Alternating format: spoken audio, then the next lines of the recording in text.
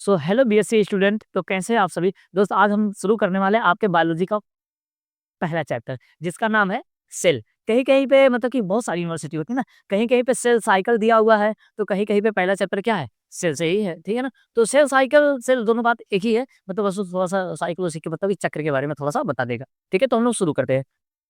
ठीक है, यहाँ पर आपको कुछ लिखा हुआ अगर नहीं समझ आ रहा है तो हम एकदम एक-एक वर्ड इसमें से समझा देंगे। और ये जो इसे इधर आपको थोड़ा-सा चित्र दिख रहा होगा, ये क्या करेंगे, आगे सब कुछ बता ही देंगे कि कोशिका में पाए क्या जाते हैं, कि इसका क्या कार्य होता है, सारा बता देंगे। ठीक है, और इसका आपको नोट्स, पीडीएफ सब कुछ प्रोवाइड करवा देंगे। बस क्या करिए, आप वीडियो के आखिर तक बने रहिएगा। ठीक है ना। तो देखिए कोशिका क्या है, तो एक ये क्या है, स्मॉल यूनिट है। यूनिट इन द सेंस इकाई। इकाई या फिर यूनिट उसे कहेंगे जो अपना कार्य पूरे तरीके से कर सके, जो अपना कार्य पूर्ण ढंग से क्या हो, कर सके, उसी को हम लोग कहते हैं यूनिट।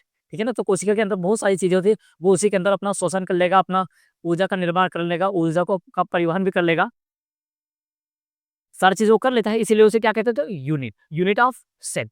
मतलब क्या है।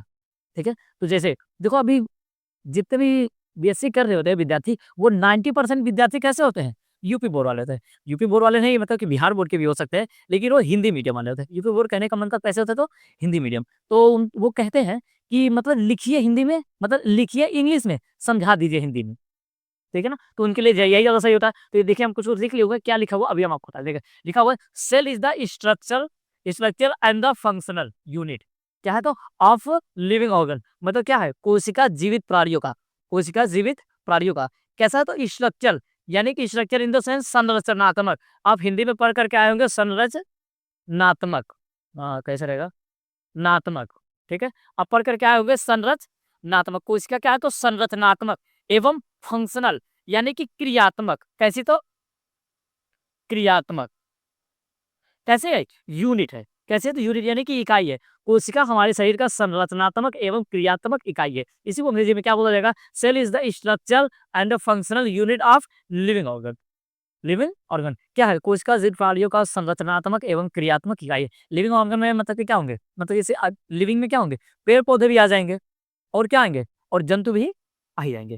ठीक है ना। तो कोशिका क्या है, तो स्ट्रक्चरल एंड फंक्शनल यूनिट है। कैसी है, तो स्ट्रक्चरल एंड फंक्शनल, मतलब संरचनात्मक और क्रियात्मक।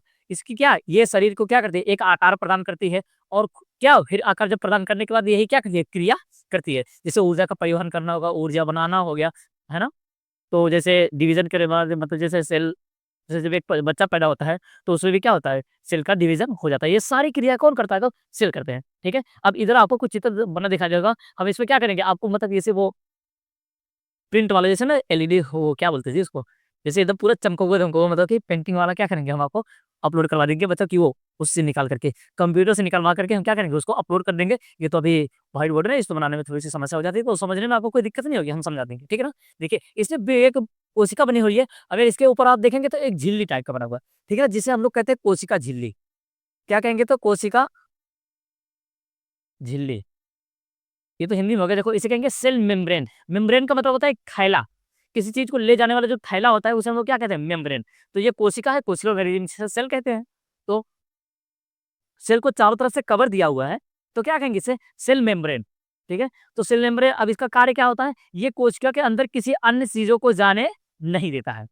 ठीक है ना। सेल मेम्ब्रेन का यही एक कार्य होता है कि कोशिका के अंदर किसी, यानी कि सेल के अंदर किसी और चीज को जाने नहीं देता है। तो ऊपर वाली जो ऐसे ऐसे लगा है, ये क्या है, तो सेल मेम्ब्रेन। सीएम का मतलब चीफ मिनिस्टर नहीं, सेल मेम्ब्रेन। देखो फिर उसके अंदर क्या पाया जाएगा, तो एक न्यूक्लियस। क्या पाया जाता है, तो एक न्यूक्लियस। पहले न्यूक्लियस है, देखो ई आर लिखा होगा, इंडोप्लाज्मिक रेडिकुलम। इंडोप्लाज्मिक के रेडिकुलम के अंदर में ही क्या होता है, अगर आप देखेंगे हम लोग के अंदर जो फैट होता है, वो यहीं पर निर्माण होता है, राइबोसोम। यहीं पर राइबोसोम तो अलग से हो जाता है, ठीक है ना। हालांकि राइबोसोम भी यहीं पर पाया जाता है। ठीक है ना।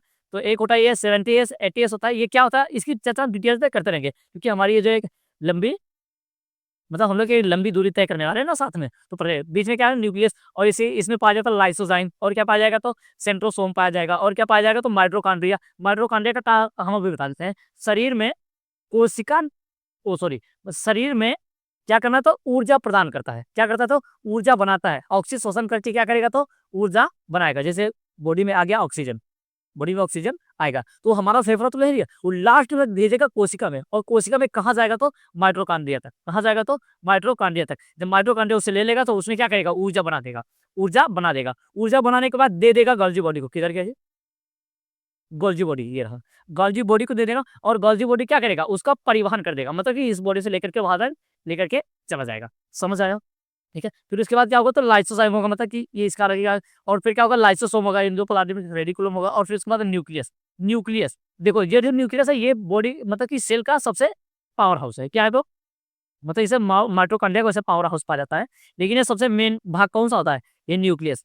क्यों? अभी क्योंकि न्यूक्लियस ही बहुत महत्वपूर्ण है, क्योंकि न्यूक्लियस के अंदर ही पाया जाता है क्रोमोसोम। ठीक है, क्रोमोसोम यानी कि गुणसूत्र, आपने अंग्रेजी में सुना होगा, जिसकी संख्या होती है 46, जिसकी संख्या कितनी होती है तो 46, आपने सुना होगा जरूर। फिर उसके बाद क्या होगा तो ये 46 होता है, फिर इसी क्रोमोसोम के अंदर पाया जाएगा डीएनए। अब ये जरूरी है कि नहीं है, बहुत जरूरी है, और इसी के अंदर क्या पाया जाएगा तो डीएनए, और इसी डीएनए के अंदर पाए जाते हैं हमारे जीन, जिनके पास सारी होती है जेनेटिक इन्फॉर्मेशन। दादाजी में क्या रहेगा तो हाँ, दादाजी के पास 2 आंखें थी, इनके पुत्र के पास भी कितनी होंगी, 2 आंखें। हालांकि जब ये जीन थोड़ा सा डिसबैलेंस हो जाएगा तो मतलब कि तीसरी आंखें यहाँ वो तो श्री शंकर जी को हो गई थी, ठीक है ना, तो आपको समझ आया। तो ये तो है हमारी कोशिका, और कोशिका के अंदर ये इतनी सारी चीजें होती है, तो कोशिका है कैसी, तो ये है स्ट्रक्चरल एंड फंक्शनल। ठीक है ना दोस्तों, ये देखो बीएससी मतलब बीएससी वालों को हमारा पहला क्लास है, और मतलब ऑफलाइन थोड़ा मतलब समझाए हुए हैं, तो ऑनलाइन में थोड़ी सी समस्या हो जाती है ना, क्योंकि आगे कोई विद्यार्थी रहता है नहीं, बस कैमरे को देख करके ऐसे बोलते रह जाओ। ठीक है, थोड़ी समस्या आती है, अगर आपको कुछ हो रहा है तो आप अपना बड़ा भाई या फिर छोटा भाई जो भी समझ करके क्या करिएगा, प्यार अपना दे दीजिएगा। ठीक है ना, तो ये तो हमारा हो गया कोशिका के बारे में। अब ये कोशिका चक्र क्या है, ठीक है ना, और इंडोप्लाज्मिक रेटिकुलम के कार्य क्या है, लाइसोजाइम के कार्य क्या है, लाइसोसोम के क्या कार्य है, सेंट्रोसोम के क्या कार्य है, न्यूक्लियस, तो इतने से ही तो हो ही नहीं जाएगा ना डीएनए आरएनए से, बहुत सारी इसी बारे में होती है। फिर उसके बाद आएगा सेल डिवीजन आता आएगा, तो ये सब की चर्चा हम क्या करेंगे, अगली वाली वीडियो में कर लेंगे। लेकिन आप इतना समझिएगा सेल कैसा है तो स्ट्रक्चरल एंड फंक्शनल क्या है, यूनिट है। ठीक है ना, तो आज के लिए सिर्फ इतना ही, हम मिलेंगे नेक्स्ट क्लास में, तब तक के लिए जय हिंद।